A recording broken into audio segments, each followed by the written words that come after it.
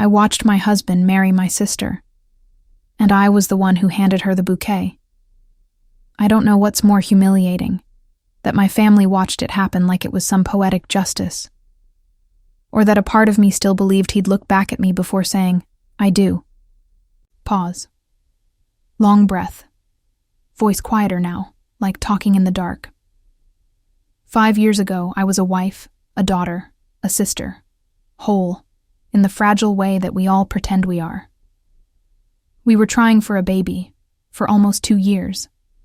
The silence around our failed attempts was louder than the ticking clock everyone kept pretending they couldn't hear, but the truth started to rot everything from the inside out. And instead of love holding us together, blame started to bloom in its place.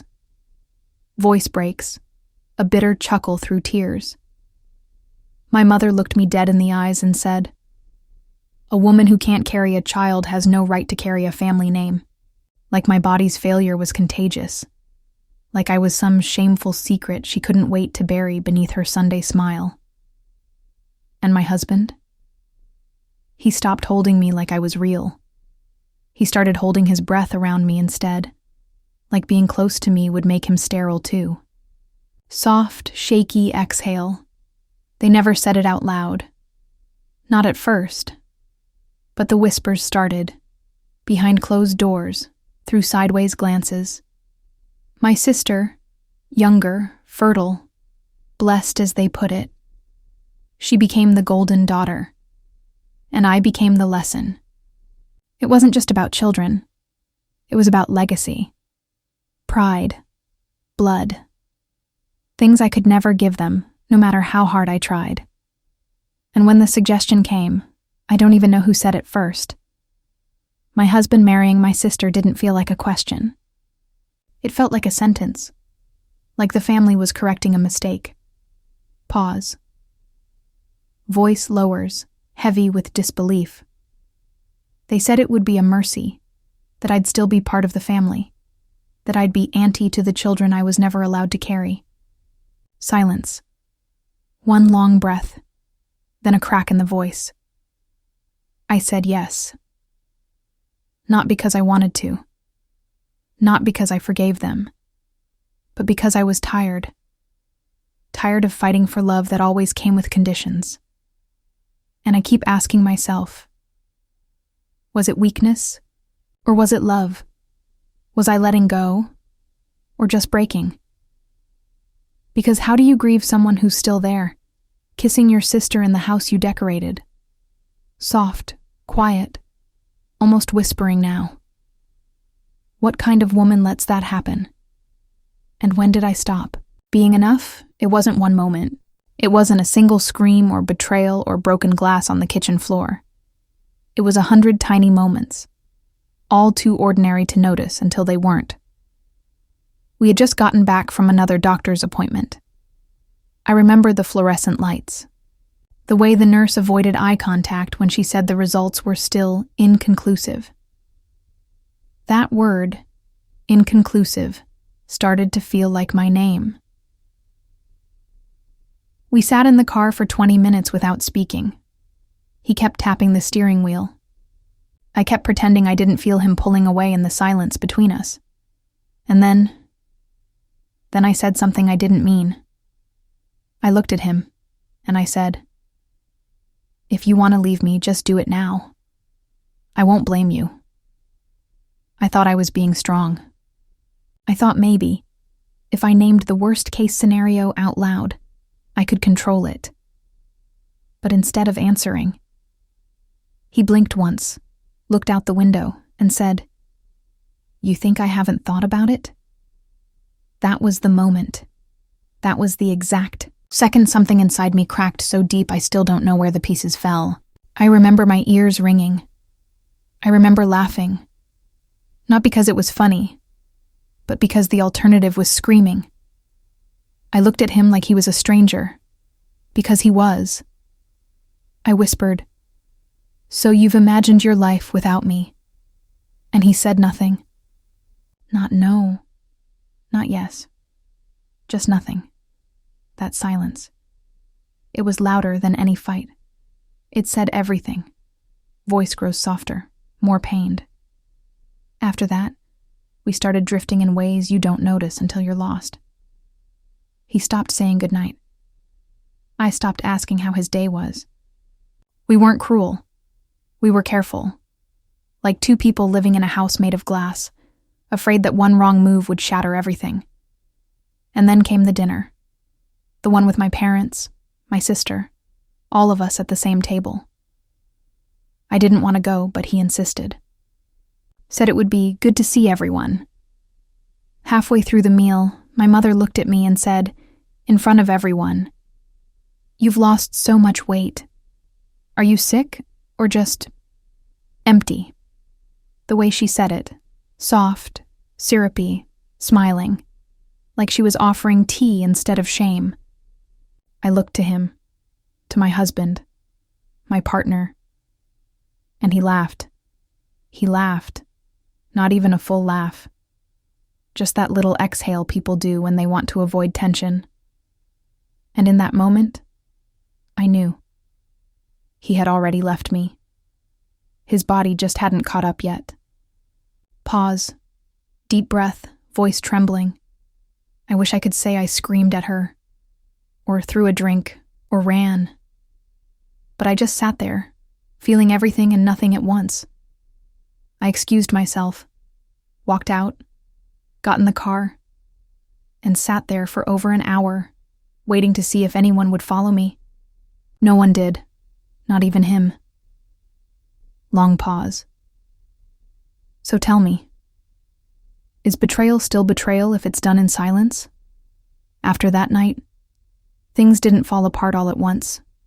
They just dissolved, like sugar in water, like something sweet turning into nothing.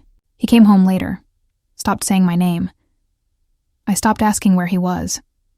There wasn't a fight, no slammed doors, no ultimatums, just a slow, aching silence that wrapped around everything like fog. One morning, I woke up and he was already gone. Not physically, just emotionally erased. I made coffee, 2 cups, like always. But his stayed full on the counter until it went cold. And I didn't throw it away. I just stared at it like it might explain something I couldn't put into words. Voice dips into quiet disbelief. I remember the day he stopped touching me. We were brushing our teeth side by side, and our arms brushed. I apologized. I apologized for touching my own husband. He flinched like I'd burned him. That's when I knew. Affection had become a threat. Small pause, then a wry, broken chuckle. You know what's worse than screaming? Politeness. He started saying thanks after dinner. Good job, when I did the laundry. Like I was a helpful roommate. Like I wasn't the woman who used to fall asleep on his chest while he whispered stupid dreams into my hair. And my sister. She started coming around more. At first she brought food, then advice, then jokes she used to save just for me. But now she told them for his laugh. He started laughing again. Just not with me. Pause. The breath catches, trembles slightly. I could see it in her eyes. That hunger. Not cruel. Not intentional. Just that quiet, desperate desire to be wanted. And I saw it in his eyes too. That pull, that permission, that escape. He never admitted it. Never looked me in the eye and said, I want her. But he didn't have to. It was in how he stood closer to her, in how he smiled when she walked into the room, in how he looked at me, like I was the obligation standing between him and his new beginning. And me? I tried. God, I tried. I bought new lingerie. I lit candles. I planned a weekend away. He said he was busy. And then, one night, I sat on our bed, holding a pregnancy test. Another negative, another gut punch. I stared at the word, not pregnant, for 20 minutes. Then I set it on the bathroom sink. And when he saw it the next morning, he didn't say a word. He just moved it to the trash, like it was clutter. Pause. Voice breaks slightly, quieter now. That was the moment I stopped being a wife and started becoming a witness to my own replacement, a guest in my own love story, and no one even noticed the switch. Long silence. Then, soft, aching. How do you mourn a person who's still sleeping beside you? I started disappearing before anyone asked me to. Stopped wearing makeup. Stopped smiling in photos. Stopped trying to be seen, because being invisible hurt less than being ignored. I told myself I was fine, that I was being strong, that this was what love meant: sacrifice, patience, quiet endurance. But at night, I would lie awake, staring at the ceiling, replaying every choice I ever made that led me here. Every time I said yes when I should have screamed no. Every time I swallowed my truth to make someone else feel comfortable. And the questions came like waves. Was I ever enough? Did he love me? Or just the idea of what I could give him? Was my worth always tied to a child I couldn't create? Soft pause, voice trembling. I started avoiding mirrors. Not out of shame exactly, just detachment. Like the woman I saw wasn't me anymore. She looked like me, but her eyes were empty. Like someone left the lights on in a room no one lived in anymore. I began rehearsing arguments in my head, all the things I'd never say out loud. I'd imagine standing in front of my family and screaming, "You sold me out. You traded my pain for your comfort. You took my silence as permission to destroy me." But I never did it, because a part of me still wanted to be loved, still wanted to be invited to dinner, still wanted them to look at me and see more than a womb that didn't work. Short silence. Voice softens into near whisper. I started resenting her. My sister, not for what she did, but for how easily everyone forgave her for doing it. She would bring my favorite dessert to the house, wear the perfume I used to wear, sit beside him on the couch where I used to rest my head, and I would sit across from them, smiling through my teeth, tasting blood. I felt like a ghost watching someone else live my life. And worse, I let it happen, because some twisted part of me believed I deserved this. Like my body's failure was a moral one. Like this was my penance. Voice hardened slightly, not with anger, but heartbreak. I started journaling again, but not about hope. Not about healing. Just pages and pages of questions I couldn't answer. If I had gotten pregnant, would they have still loved me? Was he ever mine?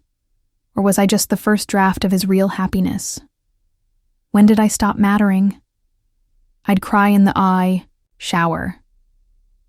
The kind of crying that shakes your ribs. The kind that feels like your body is trying to purge itself of memory. No one ever checked on me. No one asked if I was okay, because they thought I was strong. And the thing about being strong is it gives everyone else permission to abandon you. Quiet pause.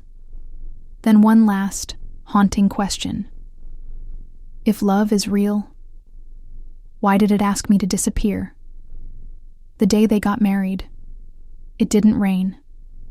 The sun came out. The sky was too blue, too perfect, like even the weather had conspired to make sure I couldn't pretend it was a nightmare. They asked me to help. Asked me to help. Because we're still family, they said. Because this doesn't mean we love you any less. And I nodded, smiled, held the goddamn bouquet. My mother cried during the vows. My father toasted new beginnings. And I stood there like an extra in my own life, dressed in beige, smiling through the sound of my heart breaking. She wore the earrings I gave her on her 21st birthday. He kissed her the way he used to kiss me, hand on the small of her back, like a secret promise. I kept waiting for him to look at me, just once, to flinch, to hesitate, to remember. He didn't. And afterward, when the music was too loud and the champagne too warm, my mother leaned in and whispered, "You were so brave today. Brave. Like I had survived a car crash. Like this wasn't something she helped build brick by brick, excuse by excuse." Soft pause. Almost a whisper. I went home alone. To the house we used to share. To the photos I hadn't taken down yet. To the closet that still smelled like his cologne. I sat on the edge of the bed and tried to cry, but nothing came. Just that quiet, empty kind of grief. The kind that doesn't scream, the kind that just stays. Long pause, then softer. Some nights I dream of children, ones I'll never meet, ones who might call her mommy, and maybe him dad. Ones who will never know I could have been theirs too, if life had turned just one corner differently. Sometimes I wonder if they'll ever tell them the truth, that I was here first, that I loved him first, that I gave up everything so they could play pretend under a new last name. And sometimes I wonder if they even remember me at all. Quiet, lingering silence. Then, the hardest part isn't that I lost him. It's that they made it look like it was my fault. That I let them, because I wanted to believe I still had a place somewhere in their love. Even if it was the smallest corner, the coldest seat at the table. I gave everything I had. My love, my dignity, my silence. And in return, they wrote me out of my own story, soft breath, voice cracking slightly. I'm still here, still waking up, still breathing. But some part of me never left that wedding. She's still standing there, bouquet in hand, heart in pieces, watching the man she once called forever promise forever to someone else. Final quiet line, lingering in the air, like smoke, and no matter how many years pass, I don't think she'll ever find her way home again.